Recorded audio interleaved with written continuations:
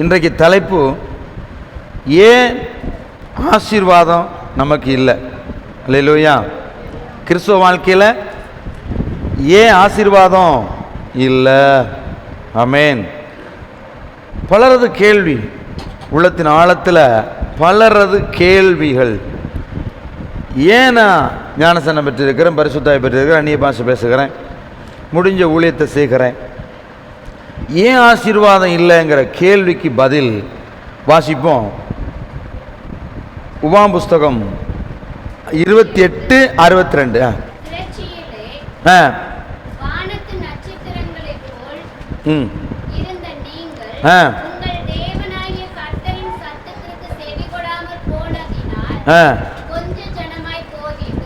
அல்லேலூயா. இந்த வசனம் உங்களுக்கு புரியுதா? மீண்டும் கூட அந்த வசனத்தை படிங்க. போதும். திரட்சியிலே வானத்து நட்சத்திரத்தில் போல இருந்த நீங்க, அவ்வளவா இருந்த நீங்க உங்கள் தேவனாகிய கர்த்தரின் சத்தத்துக்கு செவி கொடாமல் போனதினால். ஆமா, ஆண்டோட சத்தத்துக்கு செவி கொடுக்கும். ஆண்டோடைய சத்தத்துக்கு செவி கொடுக்கலன்னா கொஞ்சமாயிருது எல்லாமே. அல்லேலூயா. குறைவுபட தொடங்குறோம். ஆமென். ஆண்டோடைய சத்தத்தை கேட்காதனால, அது கேட்டு கீழ்ப்படியாதனால கொஞ்சமாய் போவீர்கள். பணமோ பொருளோ சரீர சுகமோ பலமோ எல்லாம் குறுகினதாகுது. அப்போ இந்த காலை வேளையில் நீங்கள் உணரணும், ஆண்டோட சத்தத்துக்கு கீழ்ப்படுகிறோமா, இல்லை இன்னும் கீழ்ப்படியாமல் இருக்கிறோமா? ஆசீர்வாதம் எங்கிருந்து வருது? கீழ்ப்படிதல் இருந்து வருது. அல்லேலூயா. கீழ் பாருங்க, கீழ்னா தாழ்வு. கீழ் என்னது? தாழ்வு. தாழ்மை உள்ளவனுக்கு தேவன் கிருபை அளிக்கிறார், பெருமை உள்ளவனுக்கு எதிர்த்து நிற்கிறார். மேட்டிமையான சிந்தை, முரட்டாட்டமான சிந்தை, அவங்களுக்கு எதிர்த்து நிற்கிறாரு. தாழ்மை உள்ளவனுக்கு கிருபை அளிக்கிறார். மழை பெஞ்சா பாருங்க, தண்ணியெல்லாம் எங்கே வந்து போகும்? பள்ளத்தில் என்ன நிற்கும். அப்போ இருதயத்தில் தாழ்மையாக கர்த்தர் சொல்கிறத அப்படியே கேட்கணும். அப்போ தான் ஆசீர்வதிக்கப்படுகிறோம். இல்லைன்னா சபைக்கு வந்தும் ஆசீர்வாதம் இல்லை, இயேசு ஏற்றுக்கிட்டோம் ஆசீர்வாதம் கிடையாது. சங்கீதம் 119:25, என் ஆத்துமா மண்ணோடு ஒட்டி கொண்டிருக்கிறது, உமது வசனத்தின்படி என்னை. பார்த்தீங்களா, நம்ம உயிரடைகிற எதில்? வசனத்தின்படி. அதை புரிஞ்சுக்கணும். வசனத்தின்படி தான் நாம் என்ன செய்கிறோம்? உயிரடைந்து கொண்டிருக்கிறோம். என் ஆத்துமா மண்ணோடு ஒட்டி கொண்டது. அல்லேலூயா. இன்னைக்கு ஏகப்பட்ட பேர் சபையில் இருந்தாலும் உலகத்தோட ஒரு ஒட்டி கொண்டிருக்கிறாங்க. ரட்சிக்கப்பட்டு சபையில் இருந்தாலும் உலகத்தில் தான் அந்த ஒட்டு இருக்கு. அந்த ஒட்டு வேணாங்கிறாரு. அதை நீங்களே சொல்லணும், நானே சொல்லணும். பக்தன் தாவீதே சொல்லுகிறான், ஆண்டவரே என் ஆத்துமா மண்ணோடு ஒட்டி இருக்கு. அல்லேலூயா. உலகத்தில் சொல்லுவாங்க, தான் ஆடாட்டியும் தான் சதா ஆடும். என்னதான் இருந்தாலும் அந்த ஜாதின்னு வந்தோடனே அவங்கவுங்களுக்கு இவங்க நம்ம ஆளுக இயல்பாக வருது. பற்றிங்களா? அது வருது, அதெல்லாம் வரக்கூடாது. அங்கிருந்துலாம் விடுதலை ஆகணும். இவங்க எங்களுடைய எப்படி சொல்கிறது, எங்களுடைய ரொம்ப நெருங்கின சொந்த உறவு, இவங்க எங்களுக்கு ரொம்ப நெருங்கின உறவு, ரொம்ப நெருங்கிய நண்பர். அப்படின்னா அந்த நெருக்கம் கர்த்தருக்கு பிரியமில்லாத நெருக்கம். கர்த்தருக்கு பிரியமில்லாத அந்த உறவும் அந்த நெருக்கம் இருக்கும் வரைக்கும் நம்ம வாழ்க்கையில் மீடற முடியாது, ஆசீர்வாதத்தை பெறவே முடியாது. இயேசு நம்ம முன்னாடி வாழ்ந்து காட்டினார் பாருங்க. இதோ தாயும் சகோதரன் வர்றாங்க அப்படின்னோடனே, என்னுடைய வசனத்துக்கு கேட்டு அதன்படி செய்கிறவங்களே என்னுடைய தாயும் சகோதரமாக இருக்கும். இந்த நிலை நமக்கு வருமானா ரட்சிப்பு உண்டாகும். அல்லேலூயா. அப்போ தான் ரட்சிப்பு உண்டாகும். நம்ம ரட்சிக்கப்படலை. நான் அடிக்கடி சொல்கிறது, ரட்சிக்கப்படலைன்னு தான் சொல்லுவேன்.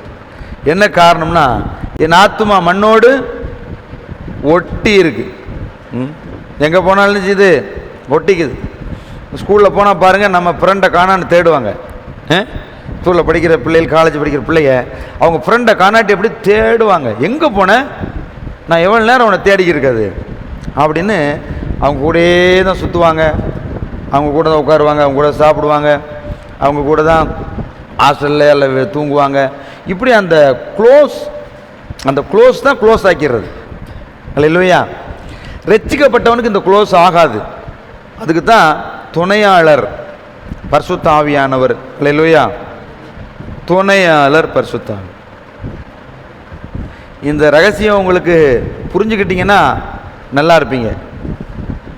நீங்கள் உலகத்தோடு ஒட்டி கொண்டிருப்பீர்களானால் ஆசீர்வதிக்கப்பட முடியாது, கர்த்தருடைய வேலையும் செய்ய முடியாது. உலகத்திலிருந்து வேறு பிரிக்கப்படணும். அல்லேலூயா. உலகத்திலிருந்து வேறுபடலைன்னா இது உண்மையான ரட்சிப்பு கிடையாது, பரலோக ராஜ்யமும் நமக்கு கிடையாது. உண்மையான ரட்சிக்கப்பட்டவன் அவன் கர்த்தருடைய ஆலயத்தில் இருப்பான். உலக பிரகாரமான மற்ற விசேஷங்களில் நீங்கள் ஞாயிற்றுக்கிழமையை தவிர்த்துட்டு போகிறீங்க பற்றியலா? ஞாயிற்றுக்கிழமையை தவிர்த்துட்டு கல்யாணத்துக்கு போனேன், காது குத்துக்கு போனேன், அங்கே போனேன், இங்கே போனேன்னு போகிறீங்க. இது உங்களுக்கு ஆசீர்வாதத்தை கொண்டாருமா? கொண்டாராது. ஆண்டவர் சொன்னார், ஓய்வு நாளை பரிசுத்தமாய் ஆசரிக்க நினைப்பாயாக. அப்போ ஓய்வு நாளை பரிசுத்தமாக ஆசரிக்க நினைக்கணும். நம்ம அப்படி நினைக்கிறது இல்லை. அவங்க கோச்சிக்குவாங்க, இவங்க கோச்சிக்குவாங்கன்னு. உலகத்தான் கோச்சிக்குவான்னு சொல்லிட்டு நீ என்னைக்கு இறங்கி போறியோ அன்னைக்கு நீ அங்கே ஒட்டி இருக்கிறன்னு அர்த்தம். உலகத்தோடு ஒட்டி இருக்கிற இந்த ஒட்டிலிருந்து வெளியே வரணும் தான் ரட்சிப்பு. வசனம் அப்படி சொல்லுது, என் ஆத்துமா மண்ணோடு ஒட்டி இருக்கிறது, உமது வசனத்து நிமித்தம் என்ன செய்யும்? உயிர்ப்பியும். அப்போ செத்துட்டான் ஆத்துமா. என்ன செஞ்சிருச்சு? மண்ணோடு ஒட்டி இருக்கனால ஆத்துமா செத்துட்டு மீண்டும் வசனத்தினால உயிர்ப்பியும். அல்லேலூயா.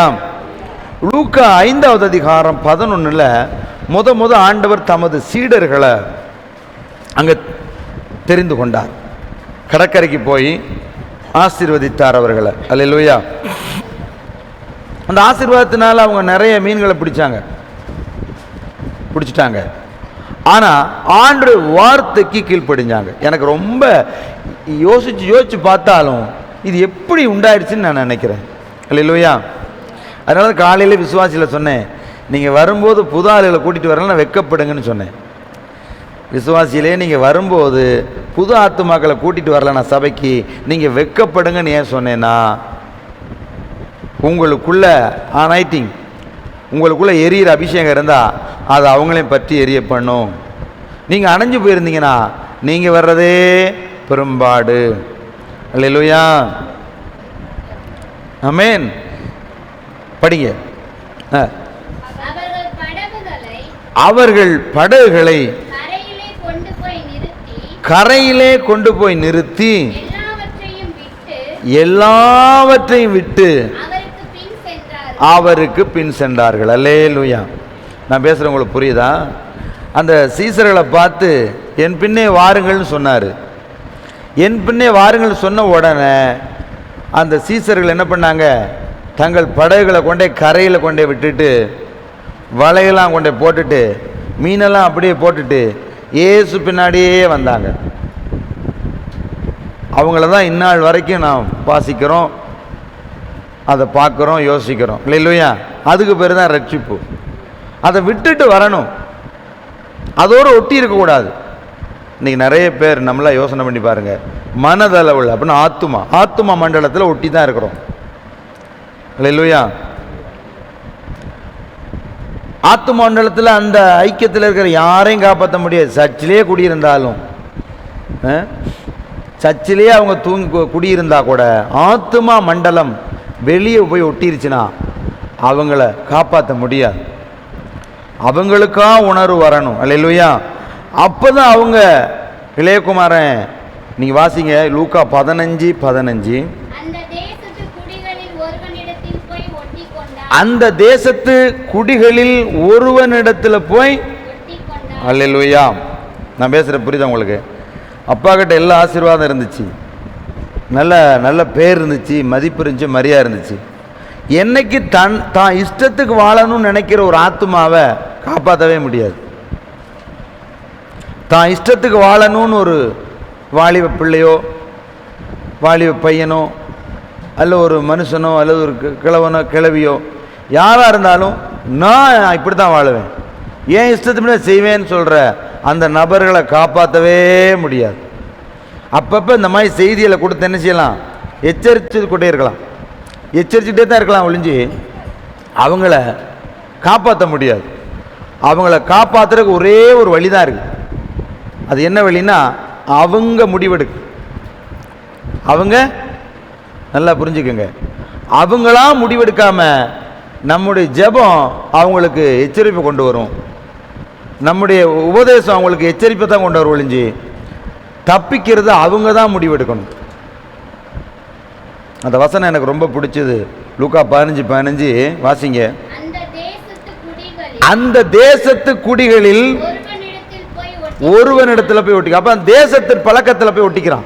ஆபிரகாம் கர்த்தர் ஆசீர்வதிக்கும் போது என்ன சொன்னாரு, நீ உன் இனத்தையும் உன் தேசத்தையும் உன் தகப்பன் வீட்டையும் விட்டு புறப்பட்டு வா, நான் உன்னை ஆசீர்வதிப்பேன் சொன்னாரா?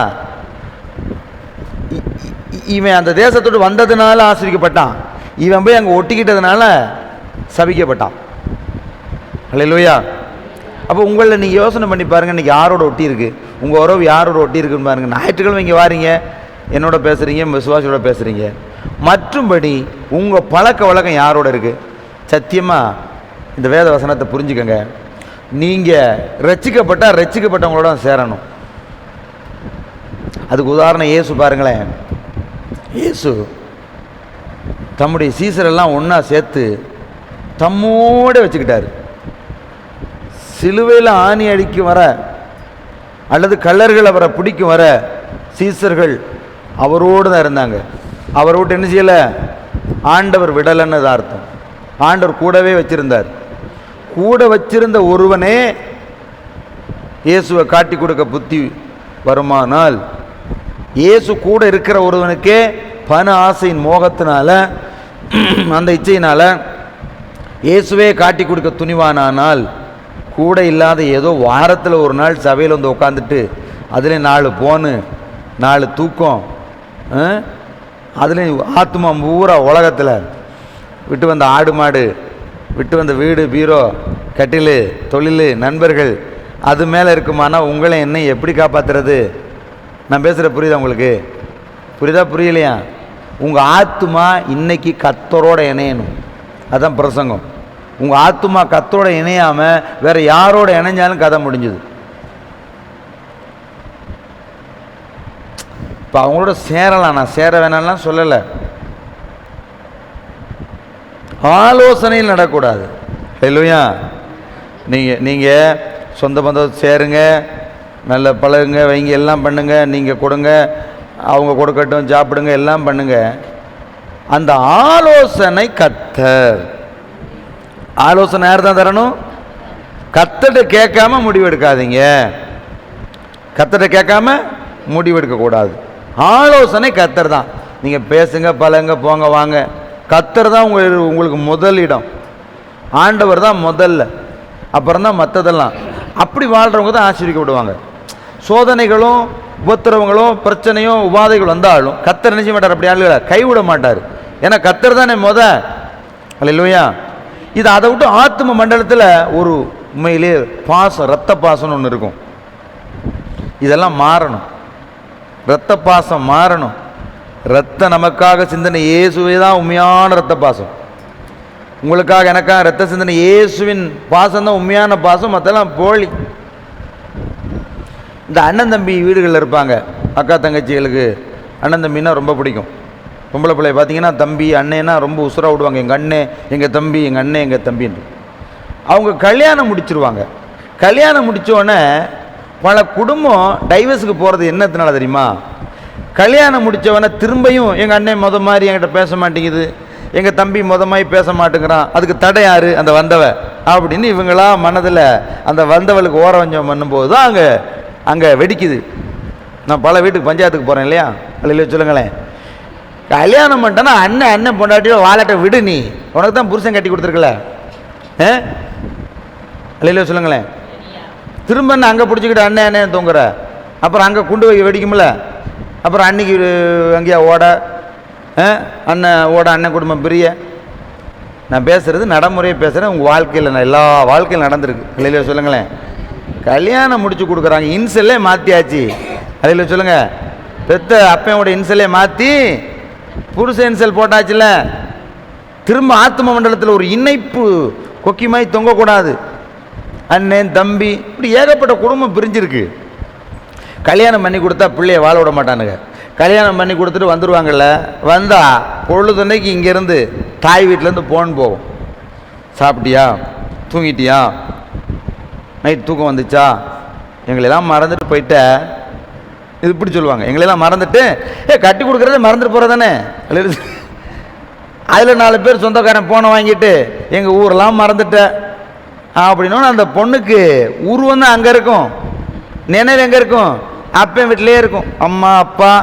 அப்புறம் எங்கிட்ட சொல்லுவாங்க, பாஸ்டர் ஒரே ஹஸ்பண்ட் ஒய்ஃபுக்கு பிரச்சனை, ஜெபம் பண்ணுங்க பாஸ்டர்னு. பண்ணுற வேலையெல்லாம் பண்ணுங்க, பண்ணுற வேலையெல்லாம் பண்ணி விட்டுட்டு எங்களை ஜெபம் பண்ண சொல்கிறது. அல்லேலூயா. மிஸ்டர் பெந்தகோஸ் இருக்கிறீங்களா? ஆமே. நான் பேசுகிறேன், உங்களுக்கு புரியுதா? அப்போ அந்த பொண்ணு என்ன செய்யும், அங்கே ஊனா உடனே ஃபோன் போட்டுறீங்க. அந்த காலத்தில் கூட ஃபோன் இல்லை, கொஞ்ச நாள் வாழ்ந்தாங்க. இப்போ ஆகுனா உடனே ஃபோன் வந்துடுது. தாய் பொழுதுனைக்கும் ஃபோன், காலையில் ஃபோன் பண்ணுறது, மதியானம் ஃபோன் பண்ணுறது, நைட் ஃபோன் பண்ணுறது. தாய் மகளும் ஃபோனே தான் இருப்பாங்க. இப்போ புருஷங்காரன் ஒரு நேரம் இல்லாட்டி ஒரு நேரம் நினைஞ்சிருவான், கோவம் வந்துடும் அவனுக்கு. அப்புறம் திட்ட, அந்த திட்டு அங்கே மகளுக்கு திட்டுறது இங்கே மாமியாளுக்கு கேட்டுரும். அப்போ மாமியாவுக்கு கசப்பு வந்துடும். அல்லேலூயா சொல்லுங்கள். அல்லேலூயா. இதெல்லாம் இந்த அறிவு உண்டாகணும் நமக்கு. நம்ம சொல்லுங்களேன், அறிவு உண்டாகணும். நிறைய குடும்பம் கெட்டது இந்த தாய்கள் எந்த நேரமும் போனை போட்டு, நீ கஷ்டமாக இருந்தால் வந்துரு, நான் வந்து அந்த பஸ் ஸ்டாண்டில் வந்து நிற்கிறேன், நானும் உங்கள் அப்பா வந்து நிற்கிறோம், நீ வந்துரு அப்படின்னே சொல்லுவாங்க. பார்த்தியா? நடக்கிறது தான் நான் பேசுகிறேன், நான் இல்லாமல் பேசவே மாட்டேன். அப்போ எத்தனை குடும்பத்துக்கு குண்டு வச்சுருக்காங்க பார்த்தியா?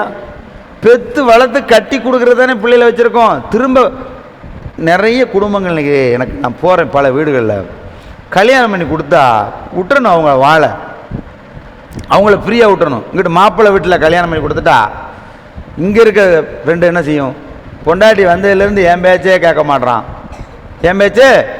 அப்போ அவங்க எப்போ வாழ்கிற, அவங்க இஷ்டத்துக்கு வாழட்டுமே, விட கல்யாணம் பண்ணி பிள்ளை குட்டியில் பெற்று அவங்க ஆடை வளர்க்கட்டும், மாடை வளர்க்கட்டும், தொழில் செய்யட்டும். திரும்ப இவங்க திரும்ப என்ன நல்ல, நீ கெட்டு போனால் பரவாயில்ல, நல்லா இருக்கவனை விட்டுற வேண்டியது தானே. நல்லா இருக்கவனை என்ன செஞ்சிடணும், விட்டுறணும். தகப்பன் இந்த புருஷன் வீட்டில் உள்ளவங்க பொண்டாட்டி வந்ததுலேருந்து என்னைய மதிக்க மாட்டான், வைக்க மாட்டான். அப்புறம் அவன் என்ன செய்வான், மாப்பிள்ளை கல்யாண மாப்பிள்ளை வந்து இந்த மத்தாளை மாதிரி, இது மாதிரி இங்கே ரூமுக்குள்ளே பொண்டாட்டி குத்துவா, வெளியில் அப்பா அம்மா கூட பிறந்த சகோதரத்தை குத்துவாங்க, நடுவில் டிப்ரெஷன் ஆயிடுவான். சில மாப்பிள்ளை கொஞ்ச நாளில் பாருங்களேன், 3 மாதம் 6 மாதத்தில் டிப்ரெஷன் ஆகி போய்கிட்டு இருப்பான். எங்கடா போகிற, சாரிங்க நான் அங்கிட்டு போகிறேன் இங்கிட்டு வந்துக்கணும். ஏன்னா டிப்ரெஷன் பண்ணி ரூமுக்குள்ளே போனால் பொழுதுனைக்கு மனைவி கண்ணீர் சிந்தி ஓன்னு அழுக. நீங்கள் இந்த புதுசாக கல்யாணம் முடிச்ச பசங்களை நைஸாக கூப்பிட்டு கேளுங்களேன், சொல்லுவானுங்க. அல்லேலூயா. இருக்கிறீங்களா? இல்லை எல்லாருமே கீழே கவுந்தடிச்சுட்டு உட்காந்துருக்கிறீங்களே, கொஞ்சமாவது மனம் திரும்பி இனிமேல் என்ன செய்யக்கூடாது, சில பெருசுகளாக செய்கிறவெல்லாம் செஞ்சுட்டு கப்பு சுப்புன்னு இருக்கு பார்த்தியா? அல்லேலூயா சொல்லுங்கள். அப்படி விட்டு அவங்க வாழணும், போ வாழ, நீ போய் வாழ்ந்துக்க, நீ போய் அதை விட்டுட்டு எந்த நேரமும் அவங்கள என்ன செய்யக்கூடாது, டிஸ்டர்ப் பண்ணக்கூடாது. சில நேரம் சில மாமியாருங்க, சில தாய்மார்கள், மாமியாரில் தாய்மார்கள் வீட்டு வேலை செய்கிறக்கு ஆள் இல்லைன்னா அந்த கட்டி கொடுத்த வீட்டிலேருந்து பிரித்து கொண்டாந்து அந்த பிள்ளைய வச்சுக்குவானுங்க, வச்சு வீட்டு வேலை செய்கிறதுக்கு. நிறைய கிறிஸ்தவ குடும்பத்தில் நான் பேசுகிறேன், அந்த தாய் தான் அந்த பிள்ளையை வாழ விடாது. இந்த செய்தியை பார்க்குற எந்த தாயாக இருந்தாலும் மனம் திரும்பணும். கல்யாணம் பண்ணி கொடுத்தா அவங்க வீட்டில் ஏற்ற இறக்கம் இருக்கத்தான் செய்யும், மாப்பிள்ளை வீட்டில் ஏற்ற இறக்கம் இருக்கத்தான் செய்யும். பல சண்டையெல்லாம் பார்த்துருக்கேன், வாழ்ந்துருக்காங்க. இப்போ ஒரு ஃபோன் அடுத்த ஃபோனில் வீட்டுக்கு ஓடி போயிடுவாங்க. ஆமென். அப்போ இந்த செய்தியை கேட்குற நீங்கள் கல்யாணம் பண்ணி கொடுத்தா எங்கே தான் இருக்கணும்? ஆத்ம பிணைப்பு இங்கே வந்துடணும், அங்கே ஒட்டக்கூடாது. நெக்ஸ்ட்டு இயேசு மேலே இருக்கணும். உங்கள் இணைப்பு எங்கே இருக்கணும்? இயேசு மேலே இருக்கணும். அல்லேலூயா. வசனங்கள் அப்படி தான் நமக்கு சொல்லுது, வேதம் நமக்கு அப்படி தான் போதிக்குது. இந்த இளையகுமாரன் இந்த உலகத்தானோட போய் ஒட்டிக்கிட்டான். தகப்பனை விட்டு பிரிஞ்சு இந்த சபை விட்டு சபை போகிற விசுவாசிகளை நம்பாதீங்க, அதோட சேராதீங்க. அந்த விசுவாசி சபை விட்டு சபை போகிறதே தெரியுமா? சுயமாக வாழணும், சுய சிந்தனையின்படி செய்யணும். அவங்க என்ன இஷ்டத்துக்கு வாழ முடியாது. புதுசாக அங்கேயா சர்ச்சைக்கு போனால் அந்த பாஸ்டருக்கு இவங்களை பற்றி தெரியுமா? இந்த குடும்பத்தாரை பற்றி தெரியுமா? தெரியாது. நல்ல மேய்ப்பன் தன் ஆடுகளை அறிந்திருக்கிறான். அவன் மூலமாக ரசிக்கப்பட்டது, அந்த பாசம் மூலமாக பில்லி சூனியம் மந்திர பேய் பிசாசு இந்த வகட்டப்பட்டது, சுகமாகுது. அதுக்கு பின்னாடி என்ன துரத்தும், அந்த ஆத்மாவை பின்னாடி எந்த பிசாசு துரத்துன்னு இந்த மேய்ப்பனுக்கு தெரியும். அதுக்கேற்ற மாதிரி ஜெபம் பண்ணுவான். புது மேய்ப்பனுக்கு ஒன்றும் தெரியாது. இந்த விசுவாசி தன் இச்சைக்கு வாழ பார்க்க முடியாது. அதனால் சபையை மாற்றிடும். சபையை மாற்றினா அங்கே அவங்க ஃப்ரீயாக அவங்க விடுதலையாக இருப்பாங்கன்னு நினைக்கிறீங்களா? சபை மாறுறது தாய் தகப்பனை மாற்றுற மாதிரி, பெத்த தாயின் தகப்பனையும் மாற்றுற மாதிரி தான் சபை மாறி போகிறது. நிறைய கேஸு சபை மாறி போகும். இந்த கேஸை நான் பல வருஷமாக பார்க்குறேன். என்னுடைய அனுபவத்தில் ஏறக்குறைய 30 வருஷமாக பார்க்குறேன். சபை மாறி போன விசுவாசிகள் உருப்பட்டதா சரித்திரமே கிடையாது.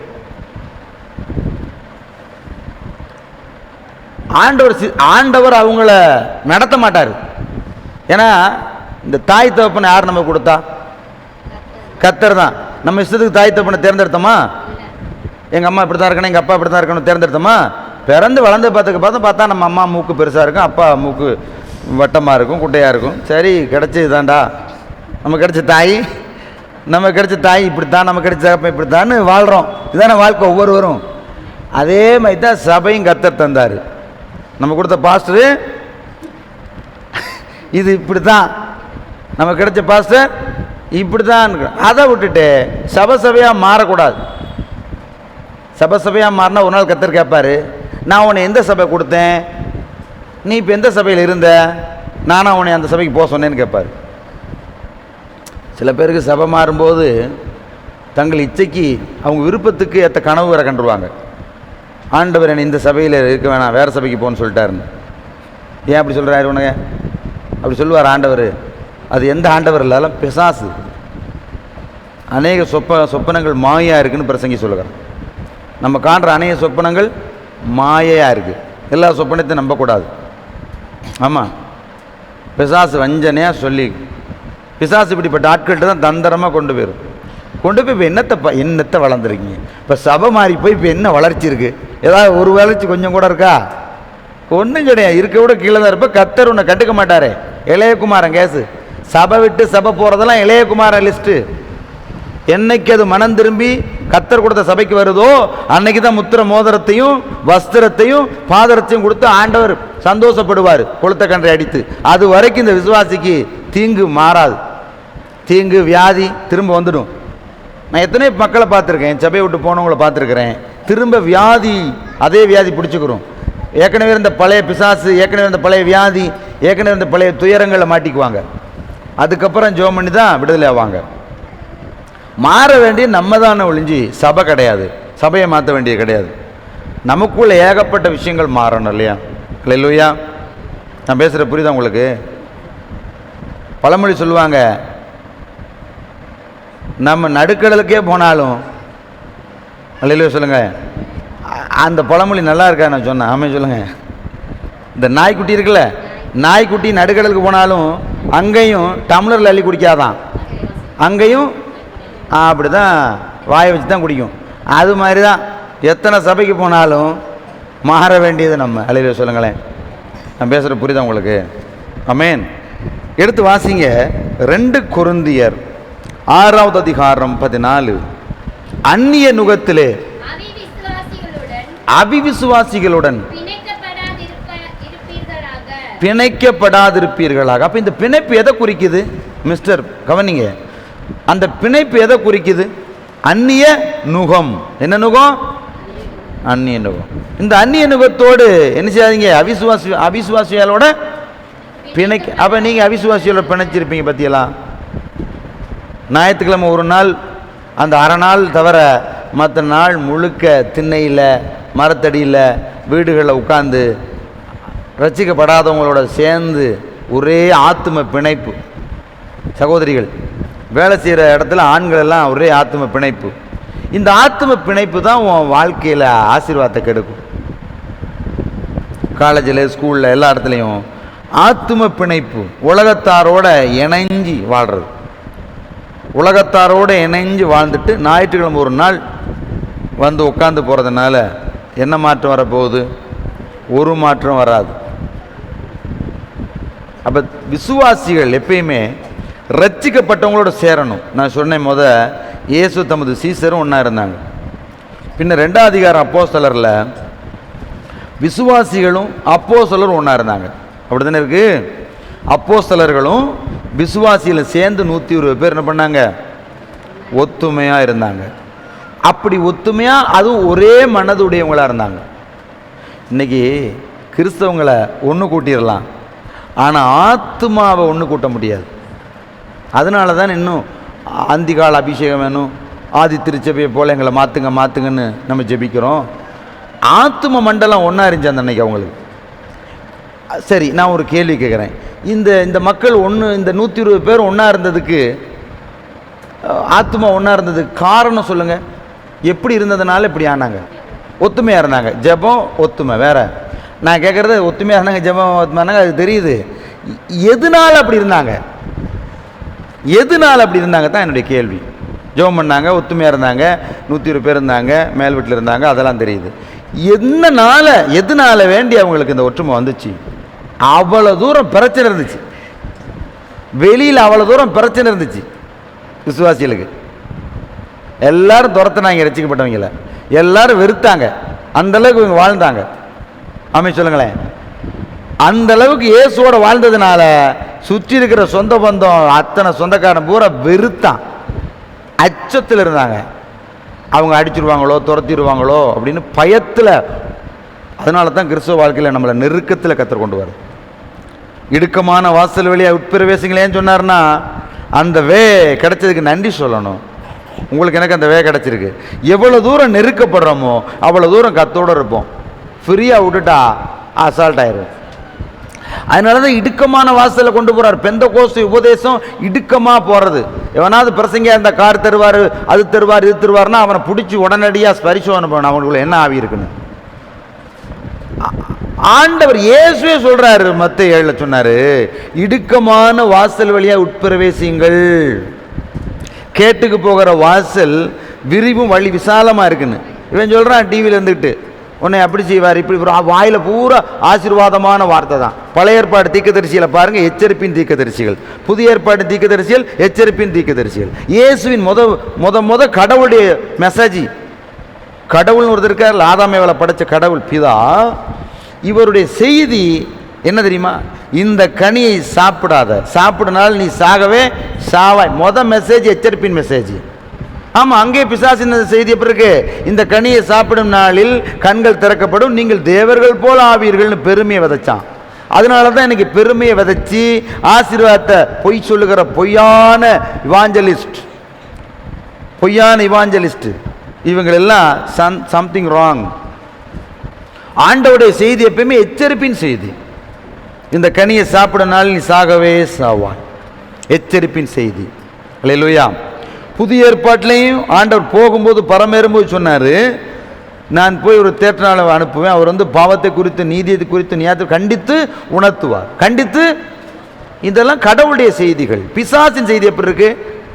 ஜாலி, கவலை இல்லை, ஜாலி, நெருக்கம், இடுக்கம். அப்போஸ்தலர் வாசிக்கும் போது பவுல் சொல்றாரு பாருங்க, நாம் அநேக உபத்திரவங்கள் வழியாய் தேவனுடைய ராஜ்யத்தில் பிரவேசிக்க வேண்டும்.